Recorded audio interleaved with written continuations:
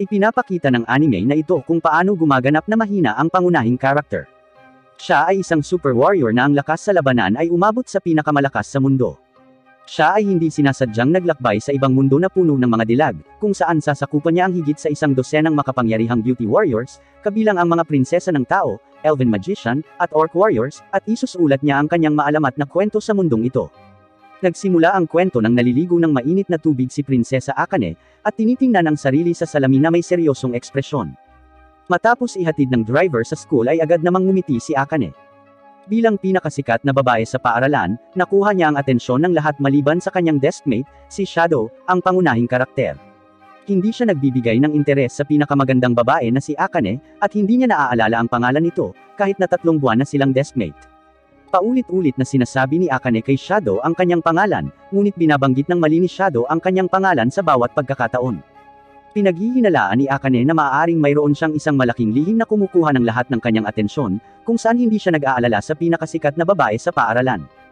Medyo masama ang loob ni Akane tungkol dito, pero hindi niya ipinakita sa publiko ang kanyang tunay na emosyon. Sa isang kilalang background ng pamilya at isang pagkakakilanlan na nakatuon sa imahe bilang isang artista. Laging may ngiti sa labi si Akane masaya man siya o hindi. Isang araw pagkatapos ng klase, nalaman ni Akane na hindi nagpapakita ang kanyang driver, kaya nagpasya siyang mag-isa na maglakad pauwi.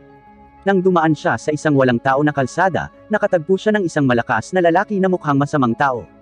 Agad siyang lumayo, ngunit naharang ng kasama ng lalaki. Bago siya mawalan ng malay, parang nakita niya ang kanyang deskmate na si Shadow.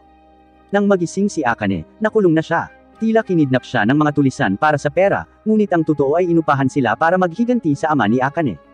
Sa sandaling ito, nasa labas ng pinto si Shadow. Nang makita ang magandang babae na si Akane, may masamang iniisip ang kasabwat ng malakas na lalaki. Habang may gagawin siya, nagpakita si Shadow na may suot na maskara para matakpan ang kanyang mukha. Madali niyang natatanggal ang baril ng kalaban, at natalo ang kalaban sa isang hanay ng mga pag-atake. Sumunod, ito ay ang turn ng malakas na tao. Bilang isang veterano, ang malakas na tao ay mas mahirap harapin, at napipinsala niya si Shadow sa kanyang unang hakbang. Gayunpaman, sinimulan nitong seryosohin ni Shadow, at tinamaan niya ang braso ng malakas na lalaki. Ngayon ang malakas na tao ay maaari lamang ipagtanggol ang kanyang sarili nang hindi nakakagawa ng anumang ganting atake. Kahangahangang mabilis ang paggalaw ni Shadow, ganap na natalo ang malakas na tao sa isang hanay ng mga pag-atake muli. Nang makitang papalapit si Shadow, labis na natakot si Akane. Buti na lang at pinutol niya ang lubad para sa kanya. Upang hindi ibunyag ang kanyang pagkakakilanlan, nagtago si Shadow.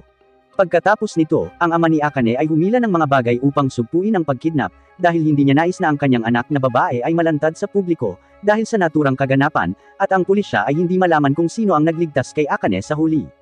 Pagbalik ni Akane sa paaralan, tama ang banggit ni Shadow sa kanyang pangalan, na ikinagulat ni Akane. Pero ang hindi niya inaasahan ay ito na ang huling pagkikita nila. Di nagtagal, isang aksidente sa trapiko ang na-broadcast sa TV, at ang namatay ay lumabas na ang ating pangunahing karakter, si Shadow. Siya ay muling nagkatawang tao bilang isang bagong silang na sanggol. Napakaamo ng kanyang ina habang ang kanyang ama ay isang kalbong baron. Ang gayong maharlika na pamilya ay nagpapahintulot sa kanya na huwag mag-alala tungkol sa gutom o pag-atake, na nagbibigay sa kanya ng pagkakataong matuklasan ang mundo. Ang pamilya ni Shadow ay may angkan ng Dark Knights, at palaging may makapangyarihang Dark Knight sa bawat henerasyon.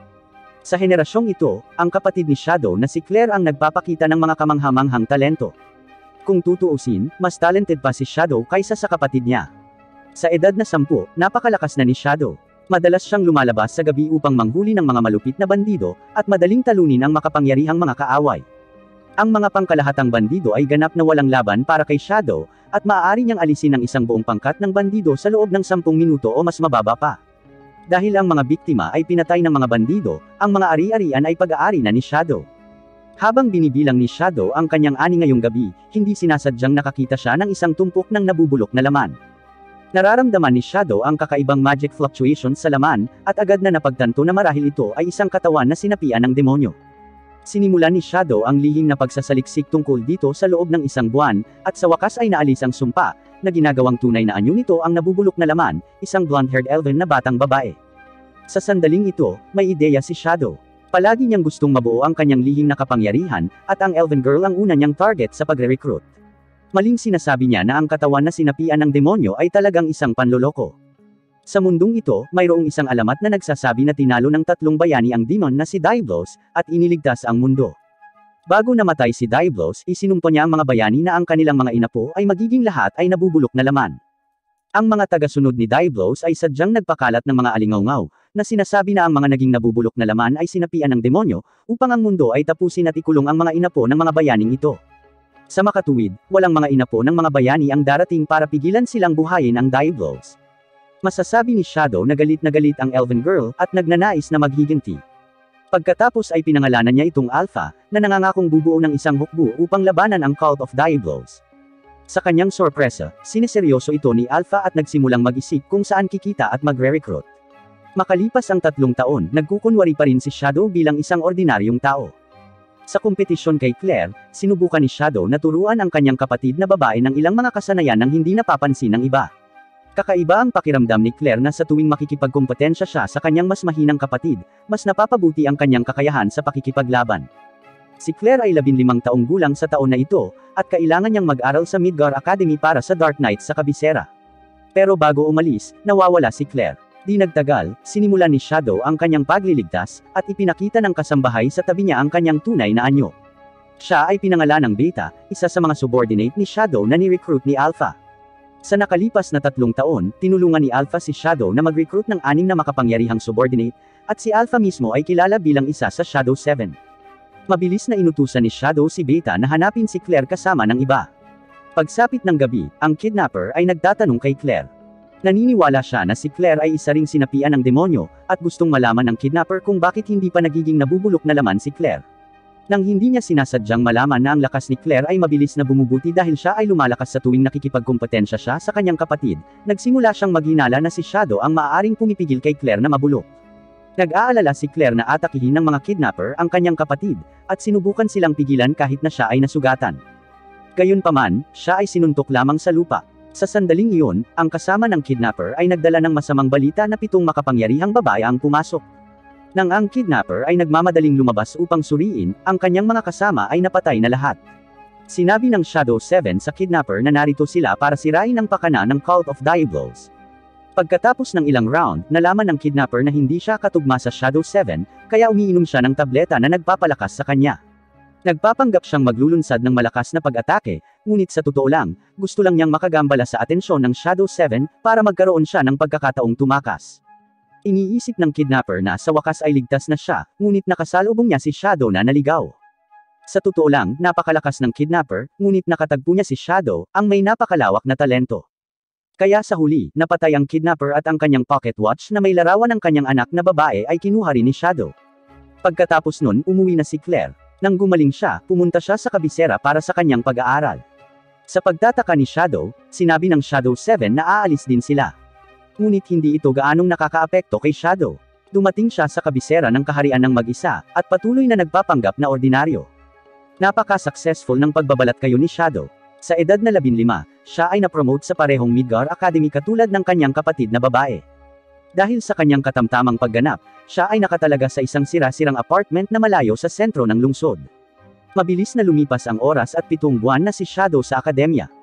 Sa akademya, nakilala niya ang 2 bagong kaibigan.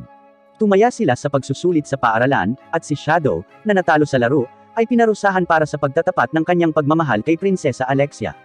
Si Alexia ay napakapopular sa paaralan na maraming mahuhusay na lalaki na nagko-confess sa kanya ng pagmamahal, ngunit tinatanggihan araw-araw.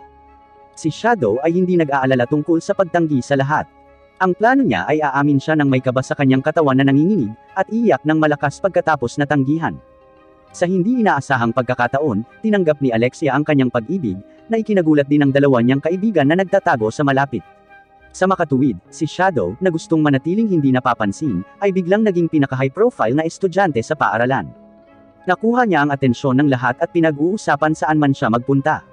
Sa oras na ito, umupo si Alexia sa tabi niya, nagdadala ng maraming masasarap na pagkain. Gusto ni Shadow na kamuhian siya ni Alexia, para maghiwalay sila, kaya kusa siyang kumilos na parang taga-bundok, matako na kinukuha ang pagkain. Gayunpaman, hindi ito gumagana, sa halip, nagmumungkahi siyang magkaroon ng mga klase sa kanya ngayong hapon. Dahil sa rekomendasyon ni Alexia, inilipat si Shadow mula sa mababang antas ng fencing class patungo sa elite class, kung saan ang guru na si Zenon, ay isang royal fencing master. Habang nag-ensayo siya kasama si Alexia, nagulat si Shadow nang makitang mayroon silang katulad na mga kasanayan sa fencing. Pareho silang nakatutok sa base ng espada. Ang pag-uusap nina Alexia at Zenon pagkatapos ng klase ay nagpapakita ng kanilang relasyon, at lumalabas na si Zenon ang kandidato ng mapapangasawa ni Alexia. Pagkatapos ay sinabi ni Alexia kay Shadow ang tungkol sa kanyang plano. Tinanggap niya si Shadow at naging girlfriend niya, dahil gusto niyang pigilan ang mga manliligaw na iyon sa panggigipit sa kanya. Bukod dito, pinili niya si Shadow dahil mayroon itong katamtamang mga kwalifikasyon at ordinaryong background, para madali niyang mautos-utusan. Pagkatapos ay binanggit ni Alexia ang 2 punto na hindi nagawang tanggihan siya ni Shadow. Una, nalaman niya mula sa 2 estudyante na ang pag-amin ni Shadow sa kanya ay ang kanyang parusa matapos matalo sa taya. Kung isa sa publiko niya ito, magkakaproblema si Shadow. At saka, handang kunin ni Alexia si Shadow na may disenteng bayad. Sa mga sumunod na araw, laging hawak ni Alexia si Shadow kahit saan sila magpunta. Ngunit hindi nagseselos si Zenon. Sa makatuwid, nagsimulang tumambay si Alexia sa paligid ng lungsod kasama si Shadow, na nagbabalak na makita ng mas maraming tao upang magdulot ng mas malaking epekto kay Zenon. Isang araw pagkatapos ng klase, nagkaroon ng matinding pagtatalo sa pagitan nina Alexia at Shadow. Pinag-uusapan ni Alexia ang ordinaryong estilo ng espada na ginagamit nila ni Shadow, na talagang kinasusuklaman niya. Kung hindi dahil sa limitasyon ng kanyang talento, gusto niyang gumanap ng napakagandang henyo na sword art tulad ng kanyang kapatid na si Iris. Sinisikap ni Shadow na paliwanagan si Alexia na dapat ay tanggapin ang kanyang sarili sa halip na masyadong magmalasakit sa opinyon ng iba, na pumukaw sa kanya. Nang matalo siya sa kanyang kapatid na si Iris, inaliw din siya ni Iris sa ganitong paraan, ngunit nasaktan nito ang pagpapahalaga sa sarili ni Alexia. Sinabi ni Shadow kay Alexia na nagmamalasakit lamang siya sa mga pangunahing kaalaman sa mga kasanayan sa espada, habang sa kanyang alter ego ay hinahabol niya ang isang mababang profile ngunit makapangyarihang buhay na parang basic swordsmanship.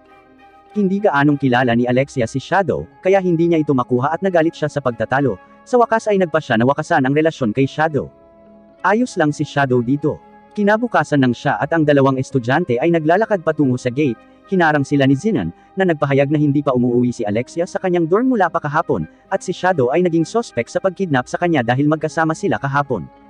Si Shadow ay maamo na lumuhad, napansin na siya at ang kanyang 2 kaklase ay napaliligiran ng mga armadong sundalo. Samantala, nagising si Prinsesa Alexia mula sa pagkakoma, at nilagyan ng magic shackles. Sa oras na ito, nagpapakita ang isang mananaliksik. Ang lokong ito ang may pananagutan sa pagbabantay kay Alexia. Ang sinabi niya ay nagbubunyag ng isang mahalagang impormasyon na ang maharlikang dugo ni Alexia ay maaaring gamitin sa pagsasaliksik ng muling pagbuhay sa demonyong si Diablos. Ang mananaliksik ay kumukuha ng ilang mga tubo ng dugo ni Alexia, at patuloy siyang nagrereklamo tungkol sa kanyang Panginoon para sa pagsasabotahe sa kanyang pananaliksik. Habang sinasabi ito, mas lalo siyang nagalit. Kaya't nagsimula siyang magbulala sa halimaw sa selda. Hindi matiis ni Alexia na makitang naghihirap ang halimaw, kaya tinawag niya ang researcher para kuhanin ang kanyang dugo. Samantala, si Shadow ay napagkakamalang kidnapper, at brutal na tinanong ng Knights. Lumipas ang ilang araw, iniulat ni Zenon ang mga resulta ng interogasyon sa kapatid ni Alexia na si Iris. Walang alam si Shadow at nagpanggap na mukha siyang mahina para talunin si Alexia, kaya pareho silang sumang-ayon na malamang na hindi si Shadow ang kidnapper. Ngunit napakalupit ni Iris kaya pinapunta niya ang Knights para sundan si Shadow matapos siyang pakawalan. Sa oras na ito, isang away sa paaralan ang umaakit sa atensyon ni Iris. Sa bintana, nakita niyang ito ang kapatid ni Shadow na si Claire. Naniniwala siya na tiyak na hindi kikidnapan ng kanyang kapatid ang prinsesa, at balak niyang makipagduel sa mga knight na nag-interrogate kay Shadow. Pilit siyang pinipigilan ng ibang mga estudyante. Samantalang si Alexia naman ay napakahina na. Dahil kinukuhanan siya ng dugo ng researcher, pero binibigyan lang siya ng hindi masustansyang kanin. Naghihirap din si Shadow. Siya ay itinapon ng knights at natatakpan ng mga galos. Sa pagbabalik sa kanyang dormitoryo, nakita ni Shadow ang ilang taong sumusunod sa kanya. Sa sandaling iyon, isang misteryosong babae ang nagpakita upang tulungan siyang malutas ang stalker. Hindi nagtagal, lumitaw ang misteryosong babae sa dormitoryo ni Shadow. Siya pala ang pinuno ng Shadow 7, si Alpha. Sinabi ni Alpha kay Shadow na lumawak ng husto ang kanilang organisasyon, at sinusubukang abutin ang Cult of Diablos. Casual na nagtatanong si Shadow tungkol sa mga kamakailang nagawa ng organisasyon. Sinabi ni Alpha kay Shadow na ang Knights at ang Cult of Diablos ay malapit na concerned sa isa't isa, na maaaring sila ang tunay na kidnapper. Kinukuha nila ngayon ang dugo ni Alexia para magplano ng malaking sabuatan. Sa sandaling iyon, isang maganda na batang babae ang pumasok sa stronghold, na lumabas na ang elf girl na si Beta, na pumapangalawa sa Shadow 7. Ibinunyag niya kay Shadow na nakatipon na sila ng daan-daang tao sa Royal Capital, at nilayo nilang salakayin ng iba't ibang kuta ng Cult of Diablos ng sabay. Lahat sila ay mga elite na maingat na na-recruit ng Shadow 7, at ito rin ang magiging unang malakihang operasyon ng kanilang organisasyon, kung saan sasali ang lahat ng miyembro ng Shadow 7. Ang mga miyembro ng Cult of Diablos na na-undercover sa Knights ay hindi alam na malapit na silang mamatay. Sa sandaling ito, 2 bangkay ang lumitaw sa harap nila, na lumabas na mga stalker na nag-espiya kay Shadow, na naging sanhi ng pagkagambala ng 2 kabalyero, pagkatapos ay sinamantala ni Shadow ang pag-atake at sa wakas ay pinatay sila. Samantala, ang Shadow 7 ay naglunsad ng pag-atake sa Cult of Diablos, at ang kabisera ng hari ay ganap na itinapon sa kaguluhan. Galit na galit ang mananaliksik, dahil napagtanto niyang malapit na siyang malantad. Pagkatapos ay direktang itinurok niya ang dugo ni Alexia sa katawan ng halimaw, na naging dahilan upang agad na lumaki ang halimaw. Hindi nagtagal, pinatay ng halimaw ang mananaliksik. Pagkatapos niyang putulin ang mahiwagang locking device kay Alexia, nag-drill out ang halimaw sa ilalim ng lupa. Nakasalubong ni Alexia, na nakabawi na sa kanyang kalayaan, si Zenon, ang tunay na kriminal na nanguna sa pagkidnap. Nilalayon niyang gamitin ang resulta ng pananaliksik ng dugong maharlika upang ipagpalit sa mga benepisyo upang maging isa sa 12 Knights ng Cult of Diablos. Galit na galit si Alexia kaya sinubukan niyang talunin si Zenon gamit ang mas nakamamatay na henyong sword skill. Gayunpaman, mas makapangyarihan si Zenon kaysa sa kanya, at napatumba niya si Alexia sa kaunting pagsisikap. Sa desperado na sandaling ito, nagpapakita si Shadow. Magsisimula na ang isang matinding labanan. Samantala, ang pinalaking halimaw ay kinubkob, ngunit lahat sila ay hindi kayang talunin ang halimaw. Sa sandaling ito, sumali si Prinsesa Iris sa labanan. Sa malakas na kapangyarihan ni Iris, ang halimaw ay sa wakas ay napinsala. Pagkatapos ay pinakawalan ni Iris ang isang espada ng henyo na pinagsasama ang bilis at pagkasira, umaasa na ganap na patayin ang halimaw bago ang pagbabagong buhay nito. Sa sandaling iyon, pinigilan ng subordinate na si Alpha ni Shadow si Iris. Nagpapakita siya ng mas malakas na pag-atake kaysa kay Iris, pinapatay ang halimaw sa isang pag-atake lamang. Ngayon ay si Shadow naman. Nag-disguise siya nang magpakita sa harap ni Zenon at Alexia. Tiwala sa kanyang lakas, nagkusa si Zenon na atakehin si Shadow, ngunit hindi siya nanalo pagkatapos lumaban ng ilang round. Patuloy na naghihintay si Shadow kay Zenon na magpakita ng mas malalakas na pag-atake at unti-unting nawawala ang kanyang pasensya. Pagkatapos ay tinutuya niya si Zenon sa pamamagitan ng mga salita, na humantong sa isa pang matinding labanan. Nang maglaon, ang labanan sa pagitan ni Shadow at Zenon ay umabot din sa isang resulta. Tinalo ni Shadow ang napakagandang swordsmanship ni Zenon gamit ang kanyang ordinaryong swordplay. Sa oras na ito, gumawa ng panghuling pakikibaka si Zenon at umiinom ng gamot na nagpapalakas ng kapangyarihan. Matapos ang isang masakit na panagoy, nakumpleto niya ang kanyang pagbabago. Hindi nagtagal, naglunsad si Zenon ng isang mas nakamamatay na pag-atake sa kanyang katawan na kumikinang ng isang nakakabulag na pula. Habang madaling nilalabanan ni Shadow ang pag-atake ni Zenon gamit ang kanyang magic na kumikinang na purple, nagulat si Zenon nang makitang ang magic power ni Shadow ay hindi bababa sa 10 beses na mas malakas kaysa sa kanya. Matapos patayin ni Shadow si Zenon, isang malaking pagsabog ang direktang bumagsak sa lupa, na nagpapaliwanag sa kadiliman ng nakakasilaw na liwanag.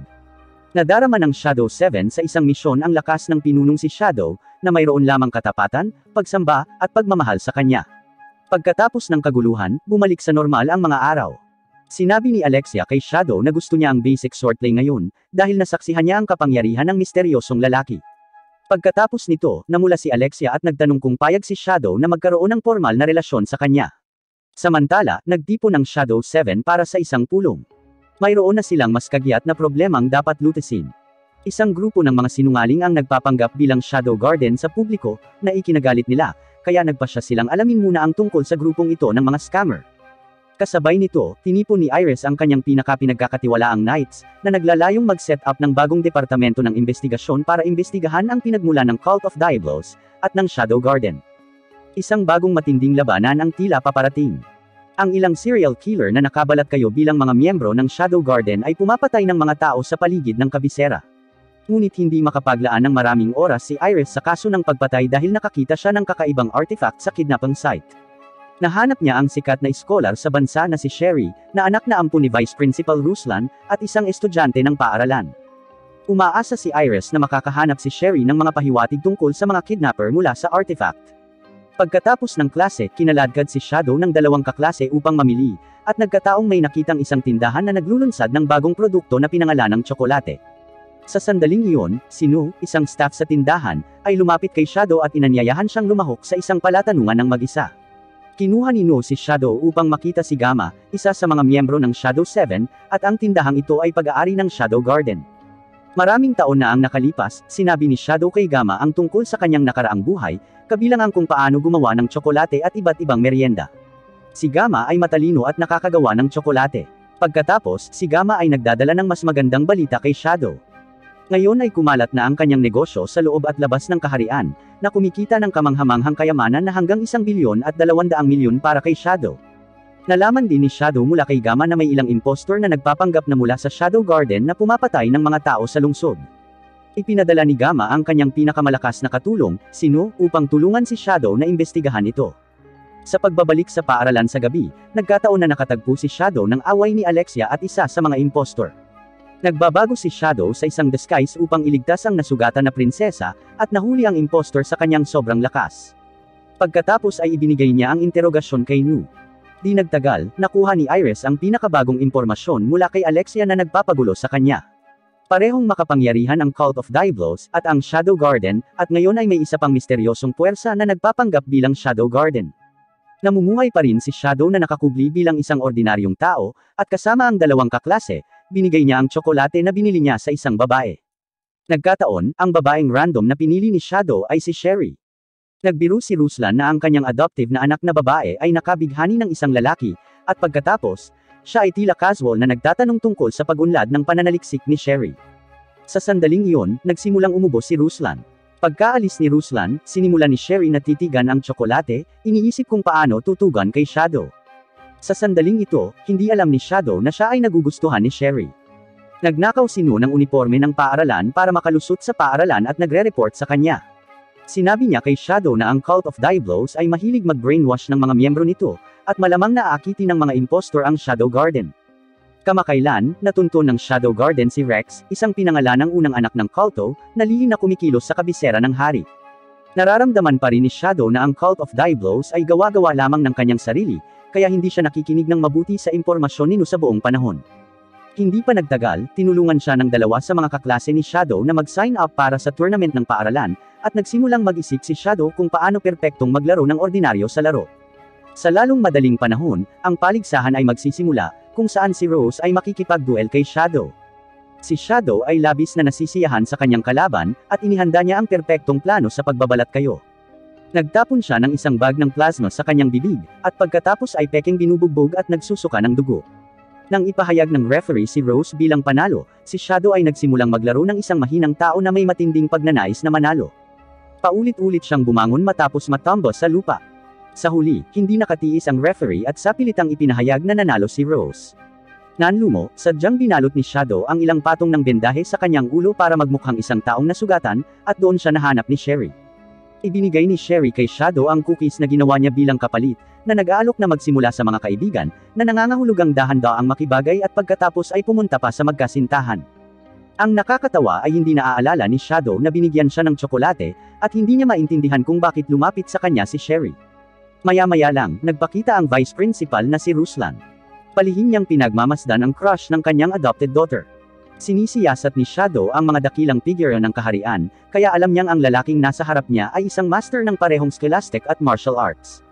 Upang gampanan ang papel ng isang ordinaryong mag-aaral, si Shadow ay hindi nais na masangkot sa anak na babae ng malaking tao, kaya nagpasya siyang iwasan ang kanyang sarili kay Sherry hanggat maaari. Ngunit ang katotohanan ay papunta sa kabaligtaran ng direksyon, hindi mapigilan ni Sherry na mawala si Shadow sa kanyang pagbabalik sa dormitoryo. Sa sandaling iyon, sumagi sa kanyang isipan ang figure ng chismosang girlfriend ni Shadow na si Alexia. Samantala, umiinom naman si Alexia ng bagong sikat na inumin, ang kape. Noon lang, biglang lumapit si Sherry sa kanyang pintuan, at tinanong niya si Alexia kung totoo ba ang chismis sa pagitan nila ni Shadow. Paliwanag ni Alexia, nagkukunwari lang silang magde-date kaya naman labis na ikinatuwa ni Sherry. Napagtanto ni Alexia na gusto rin ni Sherry si Shadow, at ang ipinagmamalaking prinsesa na si Alexia ay nakaramdam ng selos sa unang pagkakataon sa kanyang buhay. Hindi alam ni Shadow na naging sikat na siya sa maraming babae. Ang tanging inaalala niya ay kung kailan siya muling makapaglaro. Sa lalong madaling panahon dumating ang pagkakataon kay Shadow nang si Rose ang namuno sa isang pulong ng halalan para sa mga opisyal ng Student Council. Sa araw na ito, ang Cult of Diablos ay naglulunsad ng pag-atake sa paaralan, at isang pulang ilaw na barrier ang ganap na bumabalot sa paaralan. Si Shadow ang unang nakaalam na hindi siya maaaring gumamit ng mahika, at pagkatapos ay maraming umaatake ang sumugod sa silid-aralan. Si Rose, dahil hindi niya kayang gumamit ng mahika, ay hindi talaga sila tugma. Sa kritikal na sandali, hinaranggan ni Shadow ang nakamamatay na atake para kay Rose. Sa sandaling iyon, nagsimulang pilitin ng mga miyembro ng Cult of Diablos ang mga estudyante na magtipon. Pagkaalis pa lang nila ay nagising na si Shadow. Ginamit niya ang kanyang magic para maglaro ng patay at nilinlang ang lahat, habang karamihan sa mga estudyante at guro ay hindi kayang kontrolin ng eksakto ang magic dahil nakulong sila sa anti-magic barrier. Ngunit si Shadow ay isang exception dahil maaari niyang hatiin ang mana sa mas maliliit na unit at malayang gamitin ito. Dumating si Shadow sa rooftop dahil makikita niya ang pinakamagandang tanawin ng paaralan mula sa itaas. Ang sitwasyon ng mga mananakop, kabalyero, at mga hostage ay nasa ilalim ng kanyang pagbabantay. Masyadong nakakatakot ang anti-magic barrier, kaya hindi naglakas loob si Iris at ang knights na pumasok. Sa makatuwid, kailangang harapin ni Shadow ang lahat ng mananakop ng mag-isa. Tuwang-tuwa si Shadow, at hindi nagtagal ay sinimulan na niya ang kanyang pangangaso. Samantala, kumikilos din ang mga miyembro ng cult. Gustong patayin ng elite ng cult na si Rex na binanggit ni noon pa lang si Sherry, at agawin sa kanya ang misteryosong artifact. Sa kabutihang palad, dalawang mataas na ranggo na kabalyero ang dumating sa oras, na kinuha ang mga utos ni Prinsesa Iris upang protektahan si Sherry. Ang dalawang knight na ito ay mas malakas kaysa sa mga regular na estudyante at guro sa academy, at binibigyan nila si Sherry ng ilang mahalagang oras para tumakas. Gayunpaman, si Sherry ay napaka-clumsy na nakakaakit ng atensyon ng culto ng ilang beses. Buti na lang at napansin din ni Shadow si Sherry, at sa tuwing matutuklasan ng culto si Sherry, palihim silang papatayin ni Shadow. Ang mabagal na batang babae na si Sherry ay iniisip na hindi pa siya natuklasan. Ngayon ay pupunta siya sa silid ng kanyang adoptive father na si Ruslan upang hanapin ang mga dokumento at imbestigahan ang anti-magic barrier. Kahit na tinutulungan ni Shadow si Sherry na lutasin ang mga miyembro ng cult sa daan, ang pabaya na babae ay nahuhulog pa rin kahit hindi hinahabol. Maaari lamang magpakita si Shadow upang masalo siya. Ang una niyang sinabi kay Sherry ay tanggalin ang tsinelas na nakakaingay. Sa ilalim ng proteksyon ni Shadow, matagumpay na natunto ni Sherry ang pinagmulan ng barrier. Mayroong isang sinaunang artifact na tinatawag na Eye of Avarice, na may kapasidad na sumipsip ng magic ng mga kalapit na tao. Matatandaan din ng Eye of Avarice ang mga katangian ng mana ng bawat tao, kaya ang mga nanghihimasok na iyon ay maaaring gumamit ng mana ng normal. Natuklasan din ni Sherry na kapag ang Eye of Avarice ay sumisiksik ng masyadong maraming mana, ito ay ilalabas ng sabay-sabay, at ang buong paaralan ay ganap na mawawasak. Ang tanging bagay na makakaharap sa Eye of Avarice ngayon, ay ang artifact sa kamay ni Sherry. Ngunit mayroon pa ring dalawang problema. Ang isa ay nangangailangan pa rin si Sherry ng ilang materyales para maging epektibo ang artifact, at ang isa pa ay hindi pa sila nakaisip ng paraan para mapalapit sa Eye of Avarice. Si Shadow ay nagtatakda upang tulungan si Sherry na makahanap ng mga materyales, habang ang mayabang na si Rex ay hindi alam na malapit na siyang makatagpo ng isang malakas na kaaway na si Shadow. Iniuulat ni Rex sa isang misteryosong lalaki na ilang matataas na mandirigma ang napatay. Agad na napagtanto ng misteryosong lalaki na may kakaibang baluti na ang mamamatay tao ay maaaring mula sa Shadow Garden. Pagkatapos ay inayos niya si Rex na kumuha ng 4 na katulong upang makuha ang artifact. Si Rex ay casual sa una, ngunit nang ang 4 sa kanyang mga kasama ay napatay sa isang iglap, sa wakas ay nagsimula siyang magpanik. Napakabilis ni Shadow na hindi makita ni Rex ang kanyang mukha, ngunit binugbog siya sa buong oras. Siya ay umatras sa isang silid-aralan, kung saan siya ay natakot nang makitang puno ng mga bangkay ng kanyang mga kasama. Noon lang, inatake siya ni Shadow mula sa likuran. Pagkatapos tapusin si Rex, pumunta si Shadow sa silid ni Sherry upang mangolekta ng mga materyales, kung saan nakita niya si No, na pagkatapos ay nagulat kay Shadow na ang mga reinforcement ng kaharian ay may hindi pagkakaunawaan sa utos, at karamihan sa mga miyembro ng Shadow 7 ay wala na ngayon sa Royal Capital. Napakatahimik ni Shadow matapos itong pakinggan, at ang pakikipaglaban sa isang malaking organisasyon ng mag-isa ay nagpapasaya sa kanya. Pagkatapos ay idinetalye niya ang kanyang plano para sa labanan. Habang ang kapaligiran sa akademya ay nagiging tensyonado, isang matinding digmaan ang malapit ng sumiklab. Dinadala ni Shadow kay Sherry ang mga materyales na kailangan niya, at sa wakas ay lumikha si Sherry ng isang espesyal na aparato na maaaring pigilan ang Eye of Avarice. Dumating ang batang babae sa bulwagan sa pamamagitan ng isang lihim na daanan, at malakas niyang ibinato ang aparato sa pinuno ng mga nanghihimasok. Sa isang iglap, ang pulang ilaw na bumabalot sa paaralan ay nawala, at ang mga estudyanteng nakabalik ng ilan sa kanilang mahiwagang kapangyarihan ay agad na bumangon upang lumaban. Sa sandaling ito, nakita ni Shadow ang pinuno ng nanghihimasok, na kinikilala niya bilang adoptive father na si Ruslan ni Sherry, batay sa paraan ng kanyang paglalakad. Tinanggal ni Ruslan ang kanyang disguise at inihayag ang kanyang perpektong plano. Noong bata pa siya, si Ruslan ay isang dalubhasang eskrimador, ngunit nang maglaon ay dumanas siya ng kakaibang sakit na bumagsak ng husto sa kanyang lakas. Natuklasan ni Ruslan na maaaring gamutin ng Eye of Avarice ang kanyang sakit, kaya nilapitan niya ang ina ni Sherry sa pag-asang tutulong ang iskolar na ma-activate ang artifact. Gayunpaman, tinanggihan ng ina ni Sherry si Ruslan.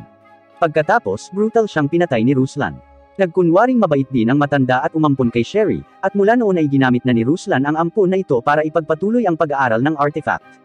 Nagdamit si Shadow bilang pinuno ng Shadow Garden na naghahanda upang patayin ang masamang tao. Si Ruslan na pagkatapos ay nararamdaman ang kapangyarihan ng kaaway at agad na pinaandar ang artifact. Natuklasan ni Ruslan na ang device na kumokontrol sa Eye of Avarice ay maaaring maglabas ng mas malakas na kapangyarihan. Sa sandaling ito, si Ruslan ay may parehong dakilang kapangyarihan tulad noong siya ay bata pa, ngunit pinatay siya ni Shadow ng brutal tulad ng kung paano niya pinatay ang ina ni Sherry. Nang malapit nang umalis si Shadow, nakasalubong niya si Sherry, na labis na nalungkot sa pagkamatay ng kanyang adoptive father na hindi niya nakilala ang pinuno ng Shadow Garden bilang si Shadow. Sa pag-aalala na mas malulungkot si Sherry na malaman na ang kanyang adoptive father ay isang masamang tao, umalis si Shadow nang walang sinasabi. Pagkatapos ng insidente, nagpasya si Sherry na mag-aral sa ibang lungsod. Aalis na rin si Shadow sa lungsod. Sumulat si Alpha upang ipaalam sa kanyang mga kasama na magtipon sa sagradong lungsod, kung saan natuklasan niya ang mahalagang impormasyon. Nagkataon namang pupunta si Prinsesa Alexia, nakasabay ng kanilang destinasyon, sa lungsod para sa isang malaking kaganapan. Samantala, nakasalubong ni Shadow si Rose na na-inlove dahil sa pagliligtas noon, habang papunta sa sagradong lungsod, at tiyak na gusto pa ni Rose matulog siya sa kwarto katabi ni Shadow. Pagkarating sa sagradong lungsod, kinaladkad ni Rose si Shadow sa sesyon ng pagpirma ng libro ng isang cartoonist, kung saan nabigla si Shadow nang makita ang mga gawa ng cartoonist, isang serye ng sikat na manga sa Earth. Hinala ni Shadow na may iba pang transmigrationer sa mundong ito, at nang kunin niya ang manga upang makita ang may akda, nakakita siya ng isang kakilala. Ang may akda pala ay si Beta mula sa Shadow 7. Palaging gusto ni Beta ang literatura, at minsan ay kinausap siya ni Shadow tungkol sa manga na nabasa niya sa Earth, ngunit hindi niya inaasahan na kakopyahin ito ng dalaga. Kailangang talikuran ni Shadow ang haka-haka na may iba pang transmigrationer. Sa ngayon, nasa hot spring siya para alisin ang pagod pagkatapos ng mahabang paglalakbay. Sa lalong madaling panahon ng pinakamalaking simbahan ay nagho-host ng isang malaking kaganapan sa sagradong lungsod, kung saan ang bawat rehistradong mandirigma ay tatawag ng kaluluwa ng isang bayani na tumalo sa demonyong hari na si Diablos habang nabubuhay. Kung mas malakas ang manlalaban, mas malakas na kaluluwa ang maaari niyang ipatawag. Sa sandaling iyon, isang aksidente ang mangyayari. Lihim na nag-sign up si Rose para kay Shadow, na nag-aalala na ilantad ang kanyang tunay na lakas sa sandaling ipatawag niya ang pinakamalakas na bayani. Kaya naman, lihim siyang nag-transform bilang pinuno ng Shadow Garden para isabotahe ang kaganapan. Sa sorpresa ng lahat, ipinatawag ni Shadow ang Calamity Witch na si Aurora, na napapabalitang nakakasindak gaya ni Diablos. Kahit na ang isang malakas na kalaban ay natatalo kay Shadow habang hindi pa niya nalantad ang kanyang buong lakas. Pagkatapos ng pagkatalo ni Aurora, biglang lumitaw ang isang portal na sumisipsip kay Shadow. Sa sandaling ito, nagpapakita si Alpha kasama ang mga miyembro ng Shadow Garden, na kumukuha ng ilan sa mga pinuno ng simbahan, at si Beta, na nakabalat kayo bilang isang sikat na cartoonist. Pumasok na sila sa portal. Sina Alexia at Rose, sabik na malaman kung ano ang nangyayari, sumunod sa kanila. Si Alpha ay hindi gumagawa ng problema para kay Alexia at Rose, dahil mayroon siyang mas mahahalagang gawain sa paglalakbay na ito. Ayon sa mga sinaunang dokumentong natagpuan niya, ang lugar na ito ay tinatawag na Sanctuary, kung saan ang kaliwang kamay ng demonyong haring si Diablos ay nakaselyo. Ang mga sumunod na salita ni Alpha ay ikinagulat ng lahat. Ang bayani na tumalo kay Diablos, si Olivier ay talagang ninuno ni Alpha. At alam niya ang mga lihim ng Cult of Diablos. Pagkatapos ay sinisira ni Alpha ang mahiwagang core ng Sanctuary, na nagpapahintulot sa selyadong memorya ni Olivier na muling lumitaw. Nakuha ng Diablos Cult ang ilan sa mga cell ng Demon King, na sinubukan nilang gamitin upang mapataas ang kapangyarihan ng tao, ngunit karamihan sa mga eksperimento ay nabigo, at si Olivier ay isang bihirang nakaligtas sa panahong iyon. Ang kulto ang nagtulak kay Olivier na putulin ang kaliwang braso ni Diablos, ngunit ang kanilang tunay na layunin ay upang basagin ang kamanghamanghang pagbabagong kakayahan ni Diablos. Sa pamamagitan ng pagsasaliksik sa kaliwang braso ni Diablos, nakabuo ang kulto ng gamot na makakatulong sa kanila na magkaroon ng buhay na walang hanggan. Mayroong dalawang kapintasan sa gamot. Dapat itong kunin isang beses sa isang taon upang mapanatili ang epekto, at maaari itong makagawa lamang ng 12 beads bawat taon. Sa kalaunan, ang 12 nights of Round of the Cult lamang ang kwalipikadong uminom ng gamot. Ang isa sa mga pinuno ng simbahan, si Nelson, ay may iba pang pagkakakilanlan bilang Knight of Round, na patuloy na nagsasaliksik upang malampasan ang mga kakulangan sa droga. Kinokontrol ng nakalantad na Nelson ang enchantment ng Sanctuary at random na nag-teleport sa mga tao sa paligid ni Alpha, na naiwan lamang ang orc na si Delta sa Shadow 7 sa tabi ni Alpha. Si Nelson ay lubos na kumpiyansa sa pagharap sa kanila, habang papalapit siya sa sentro ng Sanctuary, mas malakas ang kanyang kapangyarihan, habang si Alpha at ang iba ay mahihigop mula sa kanilang mahika at mawawala ang kanilang kapangyarihan sa pakikipaglaban. Sa isang iglap, nahati si Nelson sa hindi mabilang na mga kopya ng kanyang sarili na handa nang pumatay sa kanyang mga kalaban. Gayunpaman, hindi inaasahan ng Knight of Round na si Delta lang ang makakapatay sa lahat ng kanyang doppelganger nang hindi man lang kumikilos si Alpha. Si Epsilon, na kahit na na-teleport sa ibang lugar, ay tiwala sa lakas ng kanyang mga kasama, at sa halip na suportahan si Alpha, siya ay kumonsulta sa mga sinaunang dokumento sa iba. Pagkatapos mangalap ng impormasyon, kailangan nilang mabilis na umalis sa sentro upang sumali kay Alpha. Samantala, nang makita ni Nelson na lumalakas ang kanyang kalaban, pinakawala ng selyadong si Olivier para sa isang mapagpasyang labanan. Ngunit nakuha na ni Alpha ang impormasyong kailangan niya, kaya wala siyang balak na ipagpatuloy ang labanan, direktang umalis kasama ang kanyang mga kasama. Si Nelson, na natatakot sa lakas ni Alpha at ng kanyang mga kasama, ay hindi nang ahas na habulin sila. Sa sandaling iyon, nag-aalerto ang Sanctuary na may pumasok sa gitnang lugar, at ang isa ay si Shadow, kasama ang Calamity Witch na si Aurora, na bahagi lamang ng kaluluwa at walang kumpletong memorya. Siya ay naselyo ng Diablos cult sa Sanctuary para sa pagsasaliksik, at nang makilala ni Shadow ang kawawa na babaeng ito, nagpasya siyang tulungan itong mabawi ang kanyang kalayaan. Ngayon, ang pinakamalaking problema para kay Shadow ay si Olivier na dala ni Nelson. Sa mga naputol na alaala ni Aurora, medyo malakas si Olivier. Sinabi niya kay Shadow na hindi nila matatalo ang mabigat na kaaway na ito. Ngunit ang kapangyarihan ni Shadow ay higit na lumampas sa kanyang inaasahan, at inalis niya si Olivier na may ilang mga pinsala lamang. Sa sandaling ito, ipinatawag ni Nelson ang hindi mabilang na mga kopya ni Olivier. Walang makapag-isip na mayroon siyang napakaraming kopya ng mga sinaunang bayani. Ngunit sa harap ng ganap na lakas, lahat ng panlilinlang ay walang kabuluhan. Si Shadow ay nag-condense ng magic power upang masira ang enchantment, at sinisira ang buong sanctuary gamit ang isang espada habang pinapatay ang mga replika. Tanging si Aurora na lang ang natitira sa tabi ni Shadow, ngunit sa lalong madaling panahon ang naputol na kaluluwa ay mawawala. Bago tuluyang mawala, hiniling ni Aurora kay Shadow na hanapin ang kanyang pangunahing katawan para kumpletuhin ang isang lihim na komisyon. Ang kaganapan sa pagkakataong ito ay nakabigla kay Alexia, na hindi namatansya kung gaano kalakas si Alpha at ang kanyang mga kasama. Pagkatapos, nakipagtulungan siya kina Beta at Rose para imbestigahan ang ibinahaging impormasyon mula sa Shadow Garden. Pagkatapos nito, pumunta si Alexia upang makipagkita sa kanyang kapatid na si Iris. Dahil ang mga simbahan sa mainland ay seryosong pinapasok ng mga undercover na ahente ng Diablos cult, at ang Shadow Garden ay hindi pa naninindigan, iminumungkahi ni Alexia na dapat alamin ni Iris ang pagsasabwatan sa likod ng mga puwersang ito. Sa kasamaang palad, hindi malalaman ni Alexia ang katotohanan, dahil si Shadow, na nangingibabaw sa Shadow Garden, ay napakahirap makita. Kamakailan ay mayroon siyang ideya na gumawa ng hindi umiiral na pagkakakilanlan upang lumahok sa torneo ng Bushan Festival na inorganisa ng simbahan. Balak ni Shadow na lumikha ng mahinang mukha na may malambot na slime, at pagkatapos ay talunin ang kanyang kalaban ng paulit-ulit upang umabanti, upang ang aktibidad ng pag-iisip ng madla ay mula sa pagtingin sa kanya bilang mahina hanggang sa labis na pagkagulat sa huli. Isang araw bago ang kompetisyon, sinalubong ni Shadow si Rose. Mula sa kanilang pag-uusap, nalaman na ang bansa ni Rose ay naghahangad ng sining kaysa sa puwersa, at si Rose ay nagsasanay ng martial arts laban sa utos ng hari, dahil siya ay iniligtas ng isang misteryosong tao noong siya ay bata, at mula noon, siya ay naghahangad ng kapangyarihan upang protektahan ang iba. Ngunit hindi alam ni Rose na ang misteryosong tao ay si Shadow. Malapit nang magsimula ang paligsahan, ngunit dalawang aksidente ang nangyari. Ang isa ay ang pagbabalat kayo ng mababang antas na manlalaban ni Shadow ay patuloy na nananalo, na ginagawang lubos na hindi kapani-paniwala ang mga manunood. Ang isa pa ay tumakas si Rose matapos saksakin ang kanyang kasintahan. Hinanap ni Alexia si Beta at hiniling sa kanya na imbestigahan kung ano ang nangyari kay Rose nang magkasama. Nag-aatubili, walang ibang pagpipilian si Beta, kundi ang sumang-ayon. Sa katunayan, binabantayan ng Shadow Garden si Rose, at pagkaalis, agad na natanggap ni Alexia ang paggalaw ni Rose. Habang nagpapatuloy ang paligsahan, napansin ni Shadow ang isang misteryosong babae na nagngangalang Beatrix, na naghahanap sa kanyang nawawalang pamangkin. Nalaman niyang malapit siyang kamukha ni Alpha, at hindi niya sinasadyang ihayag ang kanyang napakalakas na lakas.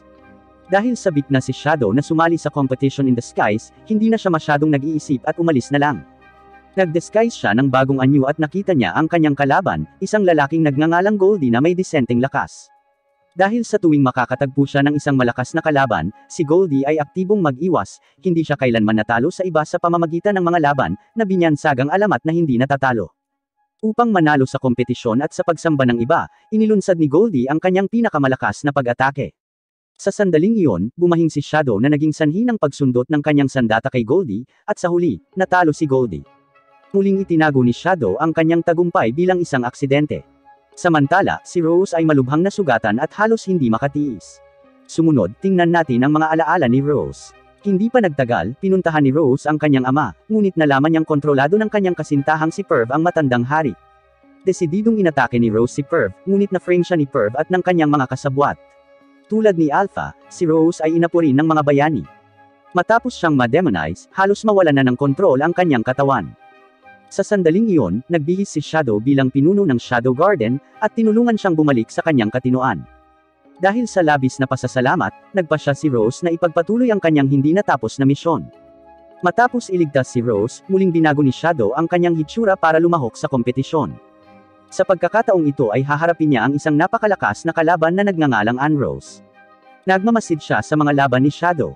Bagamat ginawa ni Shadow ang kanyang sarili na tila nakakakuha ng mga tagumpay sa pamamagitan ng aksidente, masasabi ni Ann-Rose na si Shadow ay talagang may ilang napakatagong pag-atake, na masyadong mabilis para matukoy ng mga ordinaryong tao. Alam na talagang malakas ang lakas ni Shadow, inilunsad ni Ann-Rose ang kanyang pinakamalakas na pag-atake sa sandaling lumitaw siya. Gayunpaman, mayroon silang napakalaking gap sa lakas, at lumikha si Shadow ng isa pang mahusay na galaw upang madaling talunin siya. Si Perv, na nanunood ng laban, ay labis na nag-aalala tungkol dito, at agad na nag-utos na imbestigahan ang misteryosong kalahok na ito. Pagkatapos ng kompetisyon, pumunta si Ann-Rose para magpagamot. Sa labis na paghanga kay Shadow, nag-aalok siya ng mapagbigay na deal para imbitahan siya na sumali sa kanyang sariling bansa. Gayunpaman, taglay ni Shadow ang kanyang makapangyarihang Shadow Empire, kaya hindi siya mapapahanga sa mga tuksong inaalok ni Ann-Rose. Malapit na ang araw ng finals ng tournament. Upang agawin ang kapangyarihan, nilayo ni Perv na pukawin ang digmaan sa pagitan ng dalawang bansa at gawing kaguluhan ang mundo sa pamamagitan ng pagkontrol sa hari upang patayin ang ama ni Iris. Gayunpaman, maraming mga variable sa kanyang plano. Ang una ay ang pag-imbita ni Iris kay Beatrix bilang isang madla.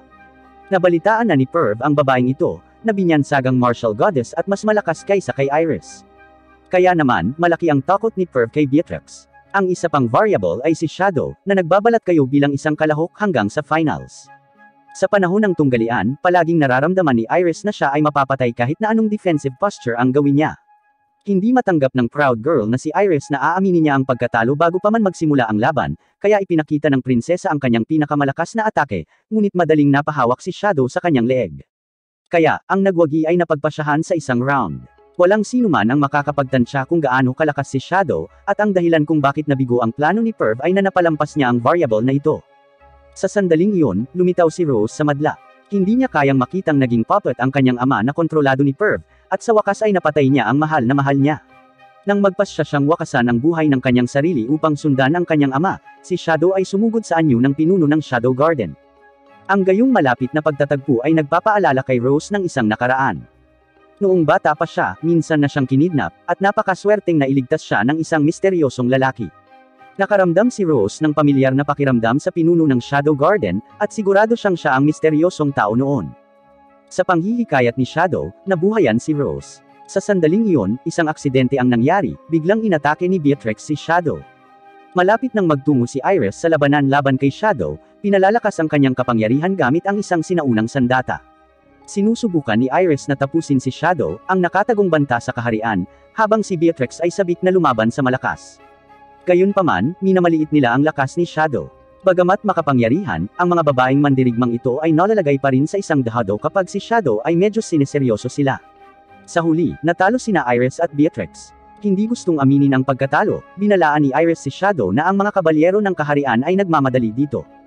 Nang marinig ito, hindi natakot si Shadow, at pinakawalan niya ang isang malaking bilog ng lilang liwanag na bumabalot sa lungsod.